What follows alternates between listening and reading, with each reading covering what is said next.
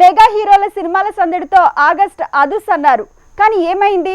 Box ఆఫీసులో బెదిరిపోయే result వచ్చింది. ఒకటి కాదు, రెండు కాదు, ఏకంగా హ్యాట్రిక్ ఫ్లాప్స్ తో ఈ నెల మెగా షాక్ కి కారణమైంది.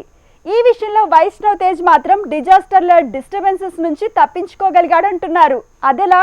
Have a look. మెగా హీరోలకి ఆగస్ట్ అచ్చిరాలేదా? అదృష్టం ఆవిరైందనుకోక తప్పదా? ఎందుకు ఈ నెలలో ఏకంగా హ్యాట్రిక్ ఫ్లాప్స్ తో మెగా హీరోలకి పంచిపడింది? ఇప్పుడు ఇండస్ట్రీలో ఈ విషయంలో భారీగా చర్చ జరుగుతోంది.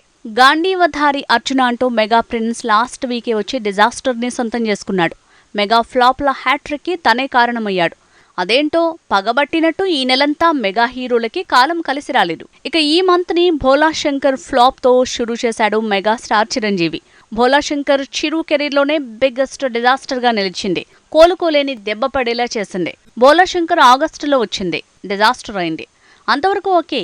గాంధీవధారి అర్జున కూడా ఆగస్టులోనే వచ్చింది, అదృష్టం ఆవిరైంది. అంతవరకు ఓకే. కానీ బ్రో జులై మూవీ, కానీ ఆ సినిమాకు ఆగస్టు అరిష్టమే పట్టుకుందనటమే హాట్ టాపిక్ అయింది. బ్రో మూవీ విడుదలయ్యాక రివ్యూలు నెగటివ్ గా వచ్చినా 2 రోజులు మాత్రం టాక్ బాగుంది. ఆ తర్వాతే అంటే ఆగస్టులోనే టాక్ వీక్ అయింది. సినిమా డిజాస్టర్ అని తేలింది. ఏదేమైనా ఈ నెలలో రావాల్సిన ఆదికేశవ మాత్రం వాయిదా పట్టడంతో హ్యాట్రిక్ మెగా ఫ్లాప్ల టాక్ ఈ సినిమా ప్రమోషన్ ని వీక్ చేసే అవకాశం లేకుండా అయింది. అలా ఆదికేశవ ఓ రకంగా ఎస్కేప్ అయినట్టే అంటున్నారు.